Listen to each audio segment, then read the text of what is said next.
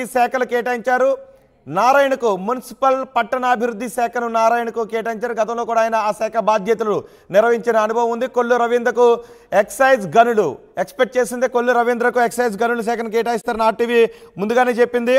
So ఎవరెవరికి ఏ శాఖలు కేటాయించారనేది మనం ఆర్టీవీ స్క్రీన్ పైన చూస్తున్నాం. కొల్లు రవీంద్రకు ఎక్సైజ్ గనుల శాఖను కేటాయించారు. సత్యకుమార్కు వైద్య ఆరోగ్య శాఖ, బీజేపీ నుంచి గెలిచిన సత్యకుమార్కు వైద్య ఆరోగ్య శాఖను కేటాయించారు. నిమ్మల రామానాయుడుకు జల వనరుల శాఖను నిమ్మల రామానాయుడుకు కేటాయించారు. మొత్తం చంద్రబాబుతో సహా 25 మంది క్యాబినెట్ ఆంధ్రప్రదేశ్లో ఉంటుంది.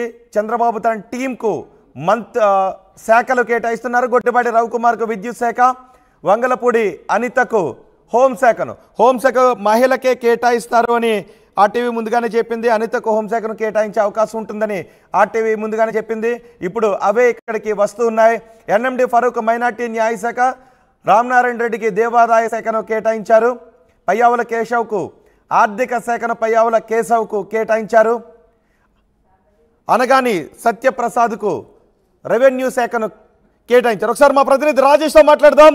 రాజేష్, శాఖల కేటాయింపు ప్రకటించారు. శాఖలకి ఎవరెవరికి ఏ శాఖలు కేటాయించారో మనం ఫోటోలతో సహా గ్రాఫిక్స్తో సహా ఆర్టీవీ స్క్రీన్ పైన చూస్తున్నాం. ఈ శాఖల కేటాయింపులో ఏ అంశాలను పరిశీలనలోకి తీసుకుంటూ ఈ శాఖలను ఆయా మంత్రులకు కేటాయించారు?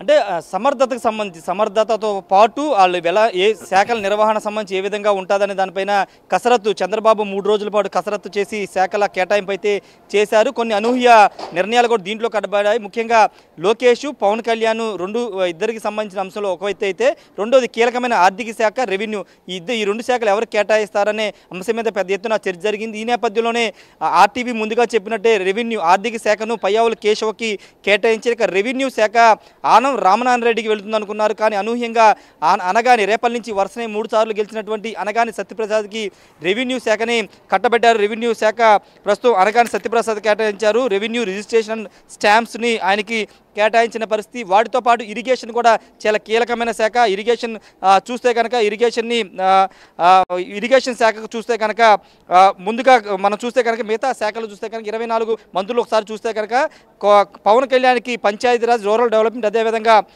Environment, forest, science and technology కేటాయించారు. నారా లోకేష్కి విద్యాశాఖ, హ్యూమన్ రిసోర్స్ అంటే విద్యాశాఖతో పాటు ఐటీ, ఎలక్ట్రానిక్స్ అండ్ కమ్యూనికేషన్స్, దాంతోపాటు ఆర్టీజీ అనే శాఖని 2018లో ఒక శాఖగా దాన్ని మార్చారు చంద్రబాబు.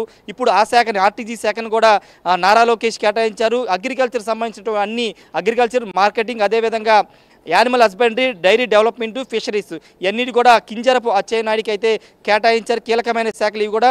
కొల్లు రవీంద్రకి కొల్లు రవీంద్ర గతంలో ఎక్సైజ్ శాఖ మంత్రిగా పనిచేశారు. ఇప్పుడు అదనంగా మైన్స్ అండ్ జియాలజీ, గనుల శాఖ, గనులు భూగర్భ శాఖతో పాటు ఎక్సైజ్ శాఖను కూడా కొల్లు రవీంద్రకి కేటాయించడం జరిగింది. నాదెండ్ల మనోహర్కి ఆల్రెడీ 2 రోజుల నుంచి స్పెక్యులేషన్స్ వచ్చాయి సివిల్ సప్లైస్ ఇస్తారని. దాంట్లో భాగంగా ఆయనకి food and civil supplies, consumer affairs శాఖను కేటాయించారు. ఇక పొంగూరు నారాయణ అందరూ ఊహించినట్టే మున్సిపల్